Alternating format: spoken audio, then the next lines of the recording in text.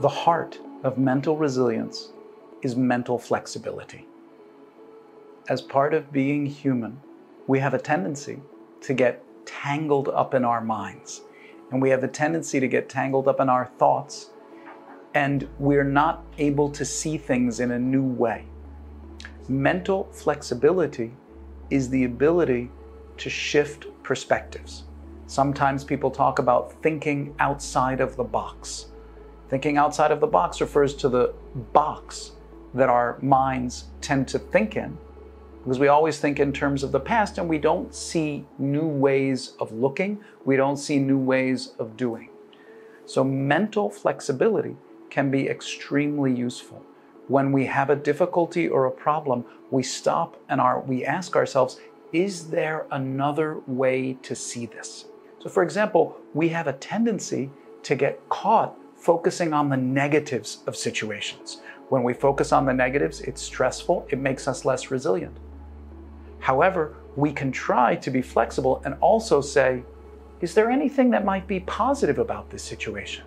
Is it possible there will be any good consequences from this situation in the future? That's mental flexibility of trying to shift our perspective. And it's an incredibly valuable skill. The next time that you encounter a difficulty, ask yourself, how am I seeing this? And is there any other way I may look at this? Is it possible that there is some positive side to this?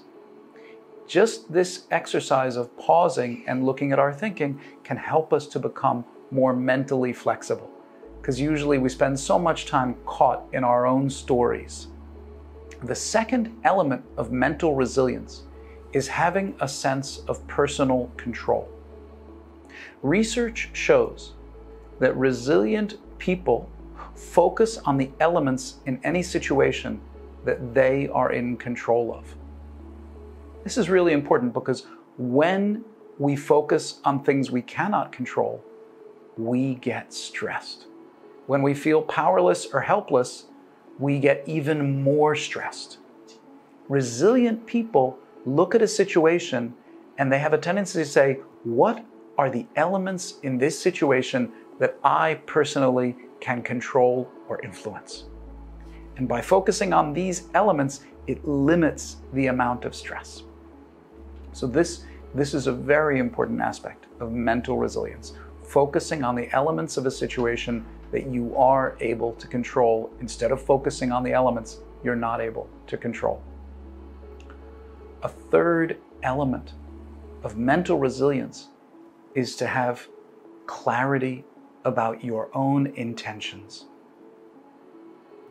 When you approach any situation, begin by asking yourself, what's my intention? Before you begin speaking, before you begin doing, stop and ask yourself, what is the intention I wish to bring to this situation? What do I want to convey to other people? What matters to me in this situation? And I want to focus on that. When we are clear in our intention, it helps us avoid getting sidetracked. It's very normal and very human to get sidetracked, to get distracted, to become reactive to other people. And when we become reactive, we lose focus on our own intention. And then we develop regrets. So if you begin from what is important to you and what is your intention, this can help you to stay focused on the things that matter to you. These are three important elements of mental resilience: mental flexibility, focusing on the elements of a situation that you can influence or control, and having a clear intention when you approach a situation.